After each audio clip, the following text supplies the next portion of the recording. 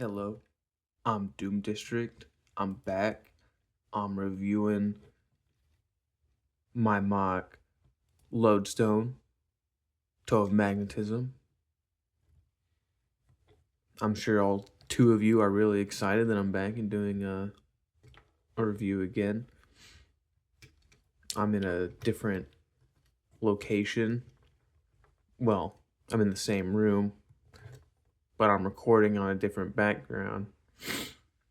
As much as I like the having my setup with all of my pieces organized and everything, the background for a mock review, some sort of cat fighting outside. Uh,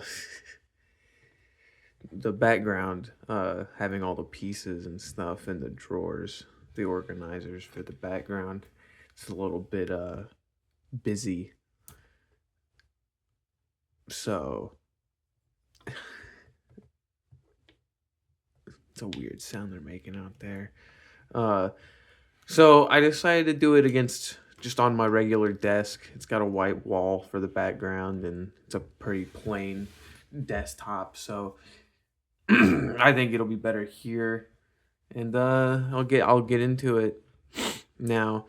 This guy doesn't really have much in terms of character or too much lore to him, other than being dead once again. I may be back, but I'm not finished reviewing my dead characters. This guy I like, I like the way he looks a lot. I built him in my wave of Toa when I got back into building. He's heavily based on Axon, at least in the limbs, and I guess his proportions too. He's got this. I don't really like the black and gray and gunmetal color scheme all that much, but I was trying to be really accurate to Toa color schemes, the canon ones, just to work within the limitations of the medium, I guess. I did give him for these. His weapons are these magnetic, kinetic maces or whatever, clubs almost. I like to think that he can use his powers to spin them really fast or whatever. But I'll talk about his actual design instead of just random stuff about him. His hands are Axon's hands. I don't know if they're, off the top of my head, if they're exactly Axon's hands. I think he might have all of his fingers might be these leg pieces and not a Hordekin neck. But I might just not be remembering. I'm not sure. And then his arm is just a metru limb with this armor piece or this foot piece here. His upper arm doesn't really have anything on it. It just has a stud to keep it from on this bottom pinhole. Since it's the only one visible underneath this Stronius armor. I can't really put any more on that upper arm because of this crazy Stronius armor that he has on him, which make a cool silhouette, that's for sure. I really like the silhouette this gives him. I think he looks really cool. He's got the really big hands and feet and then giant shoulder armor. Looks pretty cool. Very cartoony, I think. But I do really like how he looks. He's one of my favorite of the Toa that I built, especially from that first batch of them that I made.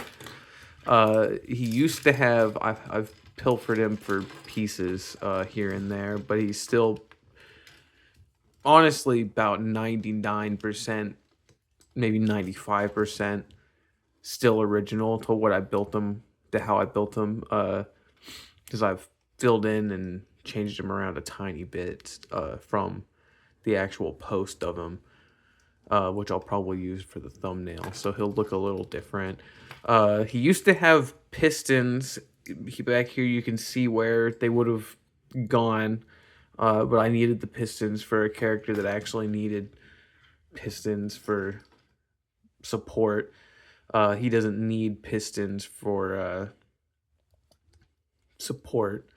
They were just there for the aesthetics.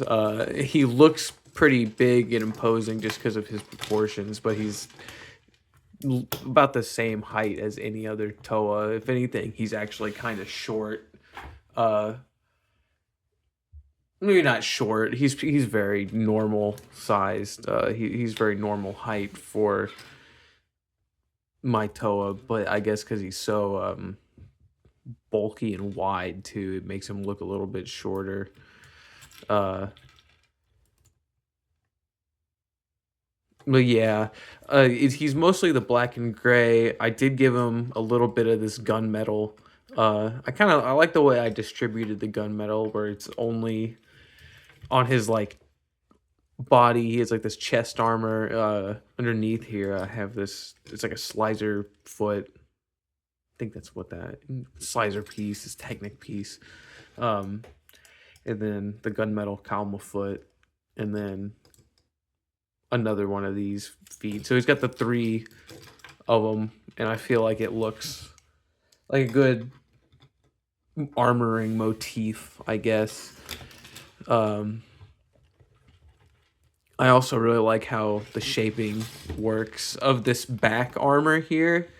The way the Stronius armor comes together here and then fits around the Anika foot, and then the way his like head here, it really makes him look like one cohesive, like it to me it looks like these pieces were like meant to go together this way. I know that's not how that works, but like I really like that. These Titan, I just realized one of these Titan limb pieces is a gray one and the other one's a black one. All the rest of them are the black ones, but you can't really notice that from the front because of the armoring. So he's got the regular Nika limbs, the tall ones, and then the same kind of armoring design underneath. It's like I think this is a Borak shield, and then just some like Metru pieces under here. I think he's a very cool MOC. I liked this guy a lot when I built him. Let me get him in a cool pose or something. Like, he's pretty, because he's got really good mobility. I didn't really show it off too much, but you can tell by the way I'm moving him that even though he's like really big and bulky, he's not really big. He's just bulky. He's more just bulky. But you can see he's pretty poseable. Like, he's got good complete bend on the knee. Like, you could bend it all the way back. So, and since he isn't super huge, he can actually be posed really easy. I kind of wish I didn't kill him, but yeah, you know, it happens, I guess. He's pretty cool though. He's a really cool MOC. If you like the this background better, let me know. Subscribe, like, and comment, whatever. If you want to see more videos like this, he's cool, and I'll keep making more of them potentially.